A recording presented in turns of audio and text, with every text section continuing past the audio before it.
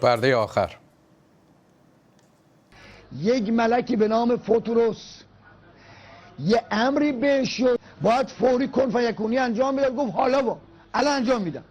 یه مکث مختصری، این مکث مختصر در دربار قدس الهی و ملائکه پذیرفته نیست. فرمودن که فوتروس را بالش و شکون در جزیره زمین گذاشتش زمین، از زد ملائکه خارجش کرد. فوتروس دید جبرئیل و ملائکه آسمان پر میلیارد دارن میان پای میرن بالا. گفت جبرئیل چه خبره؟ گفت خدای منان به خاتم الانبیا و دخترش یه پسر داده نامش حسینه. گفت میشه منو ببرید کنارش؟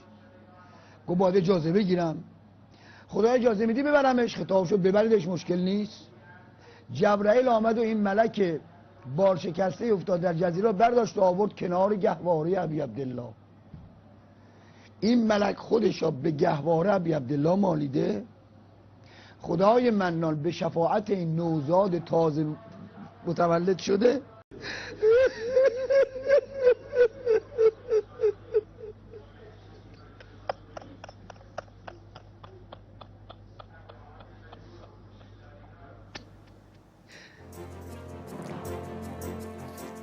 شب و روزگار خوش.